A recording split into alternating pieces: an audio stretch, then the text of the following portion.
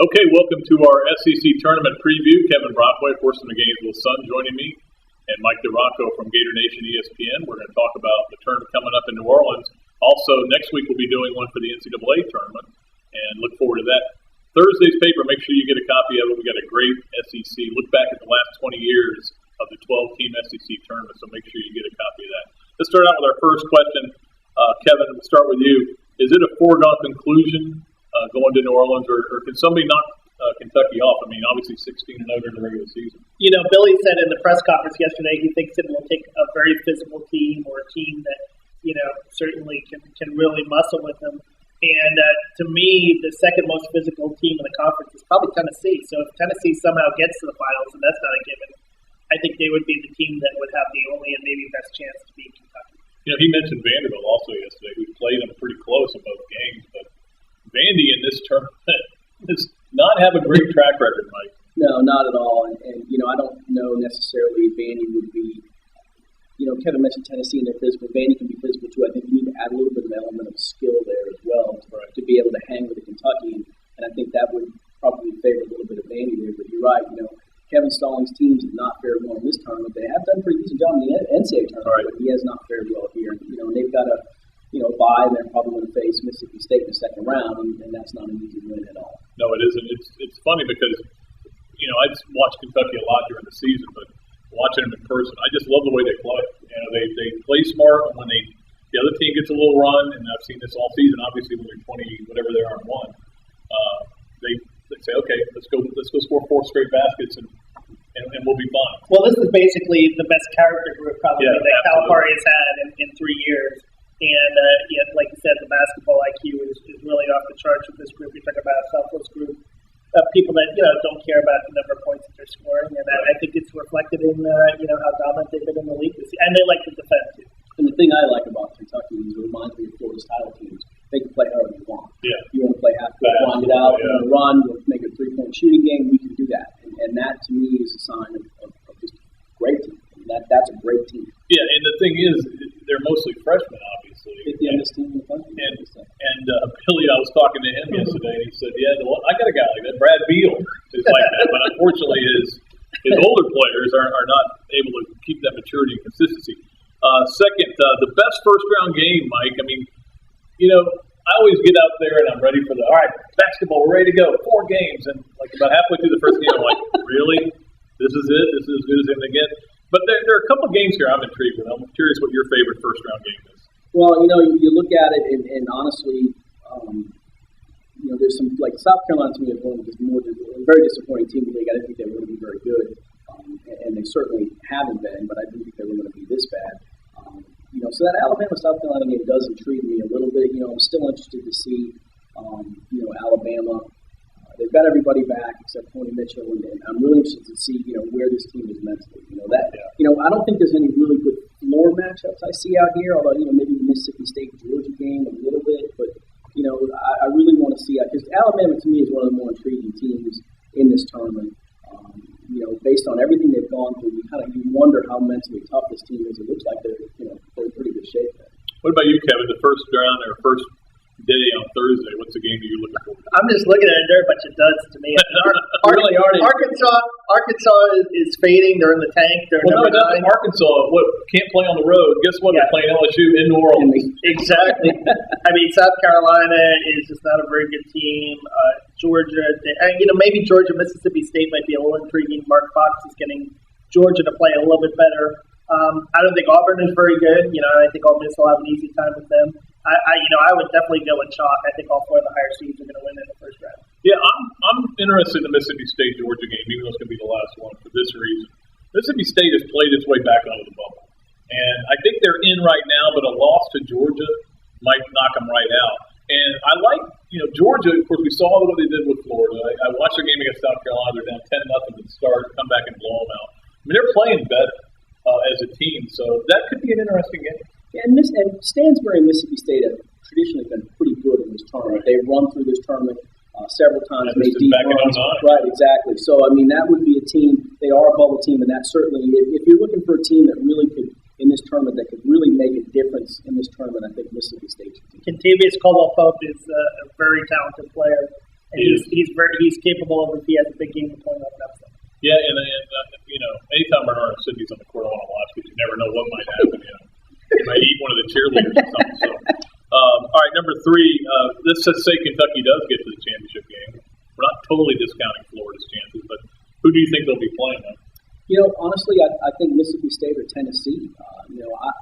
Tennessee.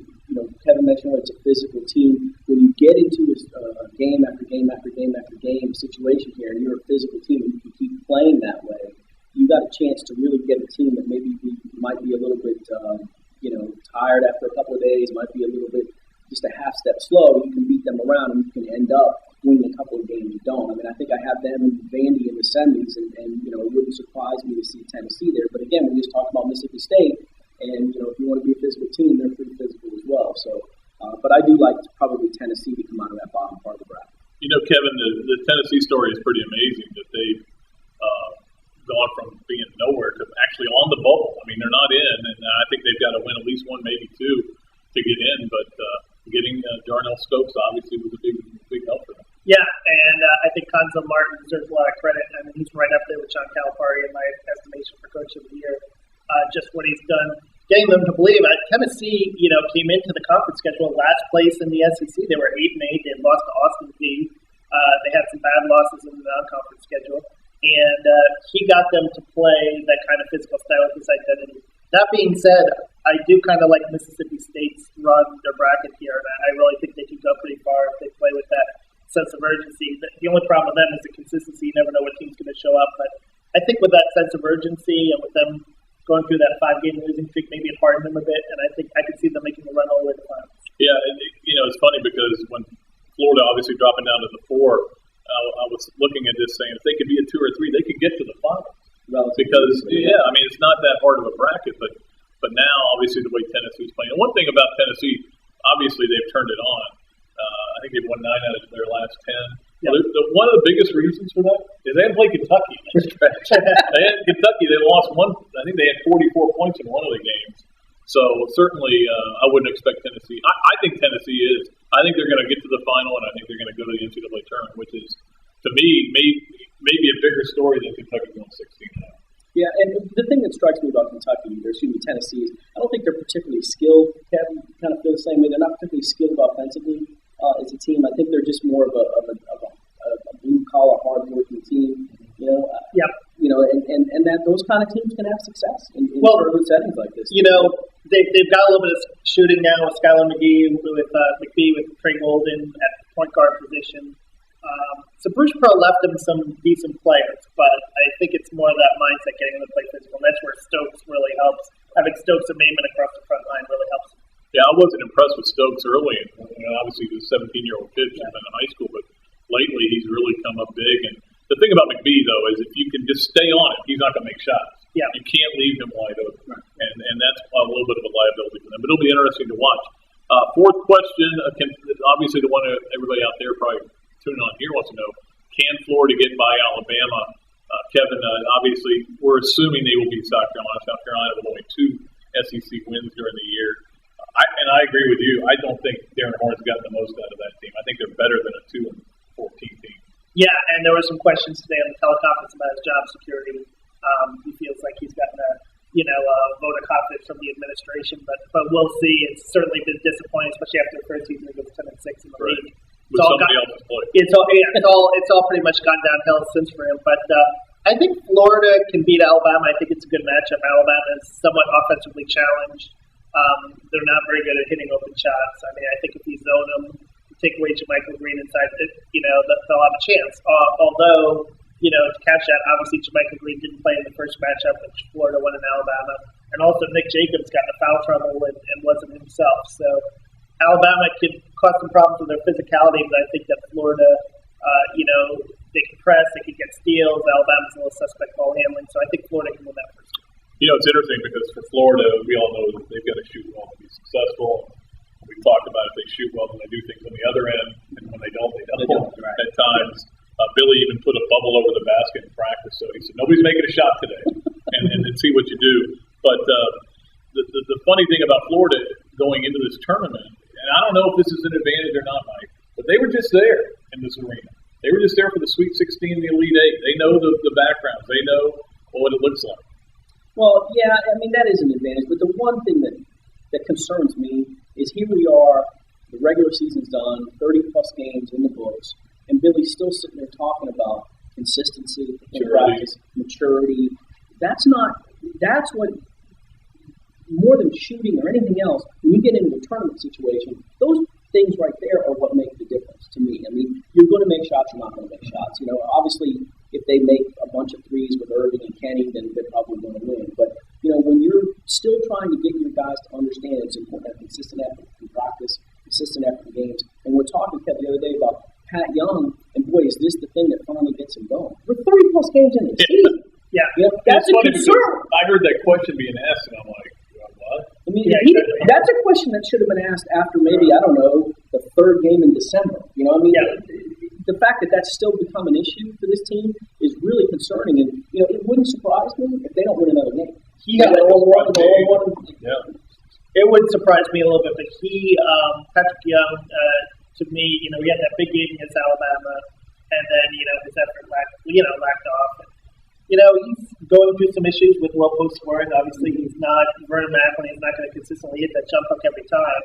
But the things he can control is rebounding his effort, crashing the glass, playing better interior defense. Those are the things that he's really going to have to do for them to have any kind of success, not just in this tournament, but the next tournament. Well, the one thing that was encouraging that I saw from him yesterday, you remember back in that Vanderbilt game, he goes up early in the game and he gets that shot blocked, and he was totally in the bowl after that. Okay, mentally he just wasn't himself. He had 4 shots blocked yesterday, 4, and he still kept going hard at Davis and Jones. So to me, that shows a little bit more maturity. Now he's just got to do it on a consistent basis. Maybe it's because it was national TV and it's Kentucky, but he was running the floor too. I mean, he had 2 easy baskets because he ran the floor, and you know the way Joakim Noah used to. But I thought that maybe Patrick Young got so many shots blocked because he was honoring Irving Walker on Senior Day. All right, the last question: when it's over, how many SEC teams will make the big tournament, Mike? I mean, obviously we know Kentucky's in, Florida's in, Vandy's in. I think Alabama's in. I agree. But there's still some teams that have some work to do, and who knows? Maybe Auburn could win. Right, like Georgia did several years ago. Well, you know, obviously a lot of it does too depend on what happens in some of those major leagues. They're only supposed to get one bid, but all of a sudden there's an upset. But I think if Tennessee does make it to the final, I think they're in. And I think if Mississippi State can win one game, you know, I hate to say just one, but definitely 2. I think if those 2 can get in, and maybe it's Tennessee, Mississippi State in the semis, I think those 2 probably get in, unless there's, like I said, some other upsets or something like that. So, you know, I would say right now my guess would be 5 with Mississippi State finally on the outside. Kevin, if Mississippi State beats Georgia and loses to Vandy, do you think they get in? No, I don't.